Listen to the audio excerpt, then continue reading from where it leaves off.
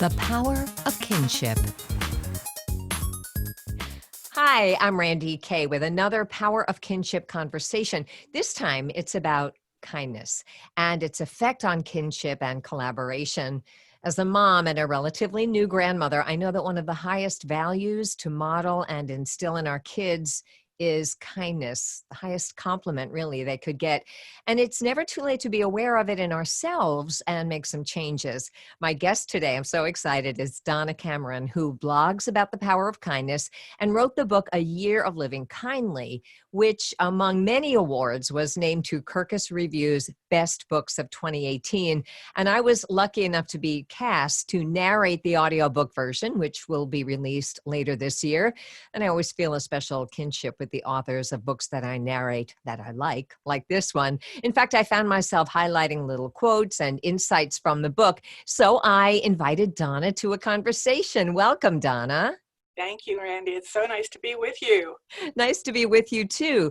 So I especially wanted to talk with you because the book came out 2 years ago, and with the audio version coming out, it'll get some new attention, I believe. And can you believe the year we're having?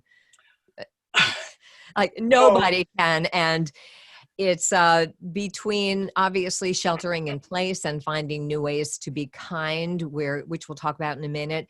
And of course, the Black Lives Matter movement and all this emphasis on actually more than kindness, but let's just start with kindness and the Black Lives Matter movement and police. Your book seems especially relevant right now. So let's just start with when you started writing it. Can you briefly describe your journey into kindness and what prompted you to devote a whole year of your life to it? Well, I've always been drawn to kindness and kind people. You know how it is to be around someone who's really kind. It just feels so good. So I've often set an intention of being kinder. And it's not that I was an unkind person, but I think I settled for nice too much. And there's really, in my mind, there's a difference. Nice is pretty easy. I think of nice as a noun and kind as a verb. Can you give me an example? Like what's nice versus kind? Anything come to mind? Well, nice is often avoiding the hard conversations. It's trying to keep everybody happy. It's staying on the surface. Mm-hmm. Where kind is taking a risk, extending ourselves to be kind to someone, to initiate an action that we don't know the result. They might misunderstand us or take offense or reject us. Kind takes risk, in my view. If I'm kind, I have to suspend judgment. If I'm kind, I'm more than just tolerant of someone. I'm really accepting and inclusive. Where nice, you know, I can be nice and still make a judgment about someone, or still even be sarcastic or uncaring. We've all met people like that. Yeah, Yeah. It feels not necessarily insincere, but it doesn't have that connection that kinship has. And connection, it's all about that. And I know in your book you spoke a great deal about the difference between niceness and kindness. And two things really stick with me at the moment. One is that kindness does take risk, and there are obstacles to kindness. We can be trained to be nice, but I think kindness has to come from the heart. But there are reasons people aren't kind, and I'm going to ask you to speak about that in a second. You already did a little bit, but the other thing that I keep spinning around in my head is that the effect of kindness on us, not just giving it, but receiving it and even witnessing kindness has a huge effect. Well, let's circle back to the risks of kindness and let's talk about the benefits of it. So tell us more about that. Tell us how kindness affects us and those around us.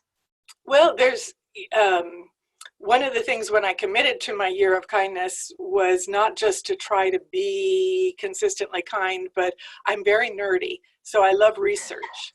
And fortunately, in the last 10, 15 years, there's been a lot of research about kindness from major universities, psychologists, physicians, economists, Mm-hmm. sociologists, and there's a lot of evidence about really hard benefits of kindness. It's not just something fluffy and sound good, but there are a lot of health benefits.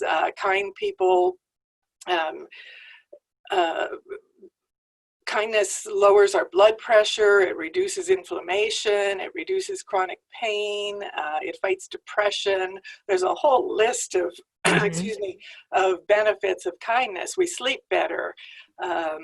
It So that's reduces, whether we get it, give it, or even see it. or even witness it, yeah. And it's also contagious. So if just like a virus, but a good virus, if we experience kindness, whether on the giving, receiving, or witnessing end, it is a catalyst for us to behave more kindly. So I look at it as, each time we have an interaction, we have a choice, because unkindness is equally contagious. If we Yeah. experience it or even witness it, we tend to be more unkind in our next encounters. So each time we have an interaction, we've got a choice there of which contagion we want to spread. Yeah, I think a lot about the chaos theory and the butterfly flaps his wings and there's a hurricane down the line. And of course, now we're all thinking about that bat in a Chinese market, and look where we all are. Talk about, one little Yeah, thing changing everything. But kindness certainly has a ripple effect as well. I was just with my grandchildren by a pond this morning, and we were throwing rocks in and watching the circles go out and out and out. And I'm always giving them lessons. So this is how things affect other things. It's called a reaction. And yeah, but we talk about kindness a great deal. And I speak about kindness because it's certainly part of kinship and the collaboration of being together and rehumanizing things. And I love the conversations that happen. And I think kindness can have that chain reaction as well. We've all had a day when someone said, wow, I love your blouse. I mean, just anything that's sincere, not just nice, but really sincere. Or someone saying to me, your daughter is such a great mom, like just a nice compliment or a kindness. Oh, I'll give you an example. In January, I was having a rough couple of days because I needed emergency surgery on my hip. And all of a sudden, in 3 days, I couldn't really walk. Every step was a risk and I couldn't bend down. And there was all kinds of precautions, but I was having to kind of take care of myself. And I went to the doctor for the pre-op visit. It's cold and I had the walker, and there was a lot of kindness. The security guard wheeled me to the car and everything. But then I opened the car door and I dropped my glove on the floor and all my helpers had scattered. And I was like, I can't bend down and pick up my glove. All right, I guess I lost my glove. And a woman in the car next to me saw my dilemma, didn't say a word to me. I don't know her name. She didn't speak to me. She just walked over, bent up the glove and handed it to me. nice. And it's a little act of kindness, but she looked outside of herself, outside of her own world. And you know what? It made my day. The littlest thing.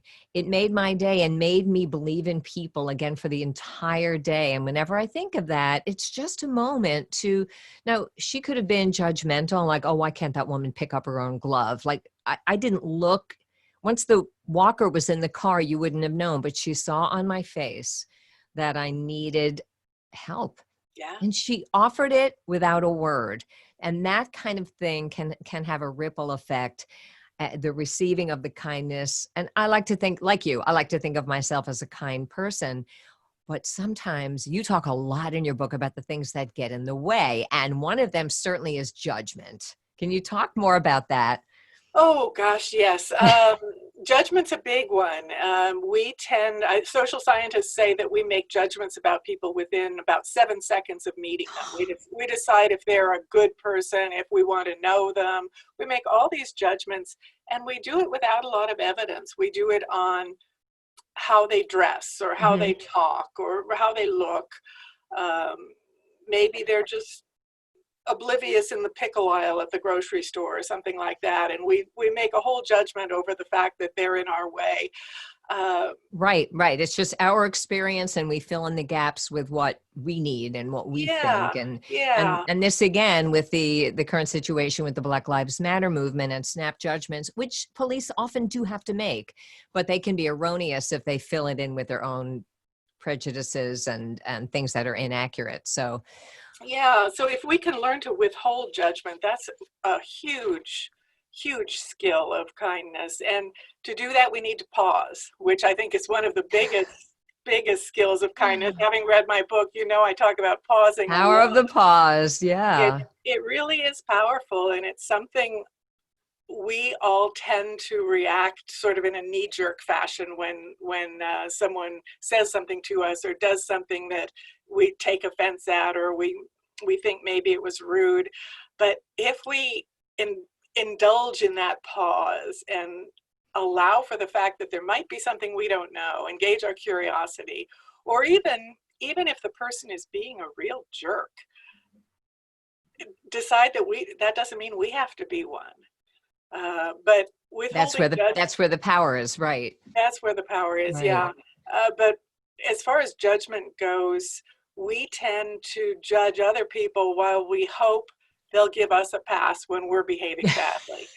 True. Uh, So and so true. why can't we give them the same benefit of the doubt that we're hoping they'll give us when we don't notice they're trying to merge and block them, all these things that we do because we're not paying attention. Right. Another, You talk, go ahead. another big skill of kindness is just paying attention. And right now, it's not even just all of our devices. We all hear about, we're spending too much time on our devices and we don't notice what's happening around us. But there's also so much inner turmoil right now that we're sometimes just wrapped up in that, our own worries, our own internal drama, that we don't notice somebody who dropped their glove, or somebody who just is having a bad day, and our smile might be all they need, or a cheery good morning. Kindnesses are really small. For the most part, most kind gestures are small. Certainly, endowing the wing of a hospital or doing something big and expensive is a wonderful kindness, but that's not what most of us can do, and certainly not on a daily basis. But saying good morning to the barista, or greeting our coworkers, or allowing a car to merge, or smiling at a child in the grocery store who just, you can tell they want attention. There are so many little kindnesses that make such a big difference. I call them micro kindnesses. I like that because they seem easy to do as well. Yeah. But you know what? They're also really easy not to do. This is true. And look, we all have ups and downs, and we all have days when we can't look outside our own troubles. And certainly the last 13 weeks of quarantine here in Connecticut, we had a pretty early shelter in place order. And, so far our numbers are good, and the cooperation. And what I found initially is that being kind wasn't so obvious anymore, because out in public, now that we're in phase 2 almost, we're allowed to go out when we have a mask. And so all we have are our eyes. And I talk about rehumanizing things. And you talk a lot in your book about merging into traffic. And I always say when I'm presenting to audiences, it's not car versus car. It's not even person versus person, but it's easy to see that as a car. That car won't merge with me. Putting my blinkers on works sometimes, but it always works? Lowering my window, putting my hand out and doing a hand signal and making eye contact with that driver. They almost never turn me down. They smile and let you merge. In driving, there's so many things that separate us, cars especially, and even just a wave if someone lets you through. Just that little thing makes a huge difference. And now with the masks, it's a little harder.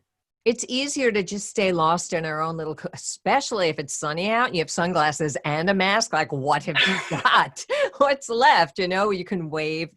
And so it takes a little more effort, especially now. Let's talk a bit about, because my gosh, we've been talking 20 minutes already. So let's talk a little bit about COVID-19 and socially and in terms of kindness.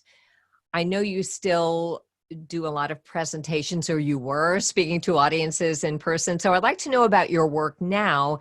And have you sort of added more tips or adapted what you're saying to kind of relate to the fact that kindness may have to be virtual kindness or just passing by a stranger kindness? What tips and thoughts would you offer about kindness right now in the middle of this pandemic?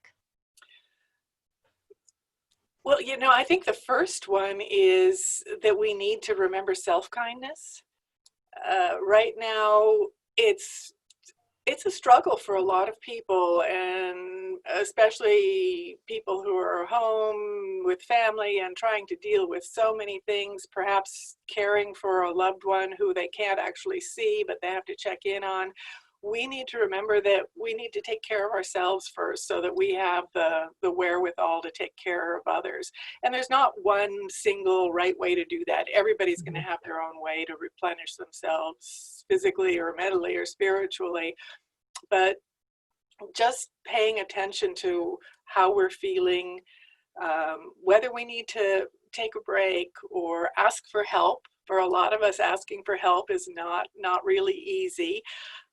It's that overworked metaphor of putting on your own oxygen mask before you try to help others. And as you noted, there are lots of ways to stay connected, and I think a lot of us are getting better at them. Zoom was probably a pretty foreign thing for a lot of people, and now we're all getting really good at Zooming and FaceTime and things like that. But picking up the phone, sending a text, sending an email, waving to neighbors, there's so many different things we can do. One thing that our neighborhood is doing, and maybe yours is too, is bear hunting. Is that something you have in? Like actual bears, like real bears? Not real bears. Okay, what did then? No, I have no idea. I'm not Say sure. it to me. I'm not sure where this started, but it's just been really fun. Probably about the end of March, somebody got the idea of bear hunting. So people put stuffed animals in their windows, and we've got a lovely neighborhood where people go for walks, and families go and their kids hunt for the bears in the windows. And like our house, we've got a big portly bear and then a 5-foot tall Bugs Bunny that I put different shirts on him depending on the day. Right now he's wearing a nice Hawaiian shirt, but and I go for a walk every day. It's just a lovely way for neighbors to say, we're in this together, and I hope this makes you smile, and to encourage the kids to engage. And people are decorating their windows. So it's a really small thing, but it's fun, and it creates connection. And that'll be the thing that the children remember from this. So I'm curious, how did you... where I live, and every different part of the country has a different definition of what friendly neighborhood is. Here in the Northeast, I think if your kids go to school together, there's automatically getting to know your neighbors. On my block, we're polite and nice to each other, but we don't know each other all that well, especially because my kids are grown. So in your neighborhood, how did you get to this agreement that, hey, let's all do the bear hunting? Was there an email that went out, or how did you make it happen? I'm not really sure. I think it's one of those viral things. I heard about it somewhere, and we put animals in our window, and as we went for walks, we noticed others were, and then somebody would ask, what's this about?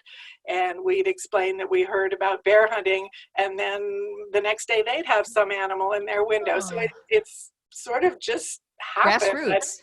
Yeah. But you mentioned this would be something kids will remember. I hope it is. I've really been thinking about this a lot.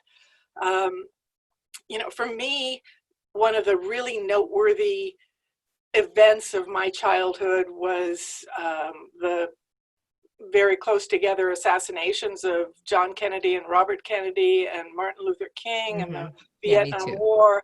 And those really formed me. They affected who I would become, I think. And for someone else, it might be the 9/11 attacks or Hurricane Katrina if you're down in New Orleans. For older people, it's probably World War II or the Depression. I think for children and grandchildren today, they're going to look back and say it was that COVID-19 pandemic. And I wonder what they're going to remember. Are they going to remember bear hunting, fun things? Yeah. And are they going to remember it just as, that year when we didn't go to school? But are they going to remember scuffles over toilet paper and finger pointing at people of other ethnicities? Or are they going to remember their parents coming together and even encouraging them to be part of a community that responds positively? Right. So Well, obviously we hope it's the latter, because you never know what people will remember. But I believe, and you've done the research, I believe we remember feelings, if not here, then here in the amygdala. So even little children, my 2.5-year-old granddaughter may not remember what we did, but she'll remember feeling loved. And so our brain keeps those memories. And I think kindness goes to those places. And anytime the neighborhood does something together, that's kinship. And that's a kinship built with kindness and fun. I don't know if you watched John Krasinski's Some Good News on YouTube. I've watched 1 or 2 episodes. I need to catch up on that. Yeah, there's only, I think, 8. So you don't have, but they'll make you feel so good that your chapters about witnessing kindness having an effect. If I'm watching too much news and I watch one of those, it reminds us all that we are truly, more than anything in history, we are all in this alone together, and that there still can be kinship when we take a walk in the park and we pass someone else with a mask and they're keeping their distance and we are, and we wave, we automatically have something in common. And one of the things that has come up a lot in my virtual presentations now, when we talk about judgment, is this snap judgment of people who aren't wearing a mask, or a snap judgment of someone who's going the wrong way in the grocery aisle. And like you say, the power of the pause to just notice when you're judging without full information, which is almost all the time. Yeah. We do it with our own spouses. We judge without understanding first. And I usually, if I'm going to make up a fact about the other person, I try to make up something in their favor, like, oh, maybe they're nearsighted, or they just didn't know, instead of, oh, that rude person just didn't see the arrows. What's wrong with them? If we notice our own thoughts, the same situation can affect us internally. Like you say, take care of yourself first. Well, being kind also takes care of yourself. And I talk a lot about the power of words because I narrate audiobooks and I'm a voiceover talent and I'm a writer like you. And there's a difference between that person should and, boy, it would be nice if that person had seen the arrows. But being aware that maybe their wife is sick at home and they're worried about her and they just wanted to get to the aspirin really quickly. Or I'd rather make up a kinder than true fact about someone than an unkinder than true fact. The worst that'll happen is I'll be wrong, and I don't mind being wrong if it results in kindness. Exactly. So. Yeah, I often use the phrase, we assume one another's good intent. And if we really can do that, it changes everything. And as you say, sometimes people don't have good intent, but there's really no harm in assuming it. Very true. Very true. Leaving the extremes out of the picture of, someone that's obviously scamming you or something. Yeah. So we haven't had a chance to talk much about what's going on in the country with the protests and the mostly peaceful protests. And I'm personally so glad that this is coming out the way it is and that most people are being respectful, but really being clear that things need to change and we need to be heard.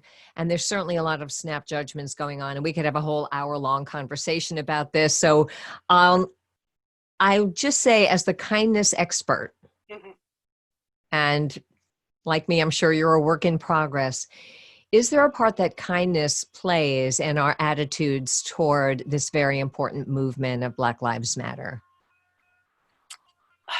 This is such an important issue, and it's one that I've been thinking about so much in recent days. And for me too, it's a time of hope. I'm feeling like maybe this time we're going to get it right. A writer. Yeah, I think it's a matter of kindness, but also it's a matter um, of being aware of this time and place and the need for change. For a lot of us, especially white America, I think it's a time to listen. We need to stop thinking that we understand what other people are feeling. We need to really listen to Black America and other minority voices.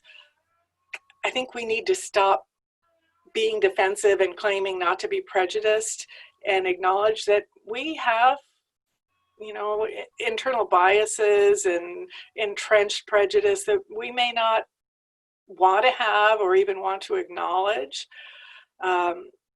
We need to really be willing to have some hard conversations. And I'm the irony of me spouting off about listening is not lost on me, but it's something that I really hope we can do.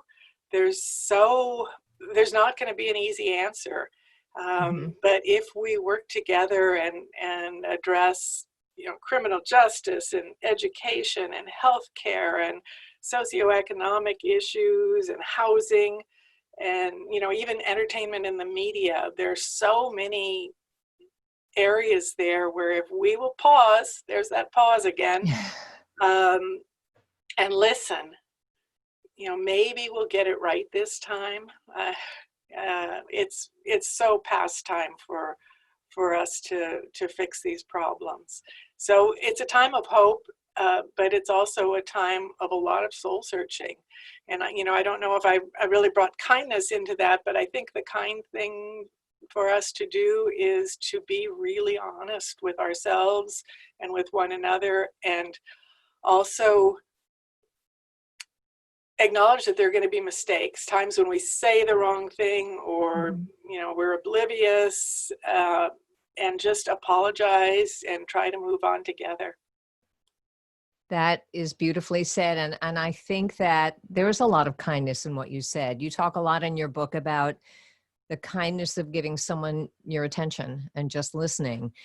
And I hope I just did that to you, because there was no way I was going to interrupt that, because I thought it was, well, I agree with you, which makes it easy. But I was a diversity trainer with the Anti-Defamation League for about a decade, and I will never, it was wonderful work. And I'll never forget the power of the training that we had.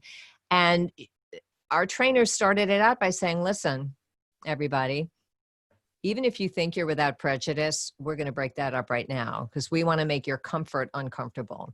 And we also want to make what's uncomfortable comfortable to speak about. And with that permission in that group, the 25 to 30 of us of many different colors and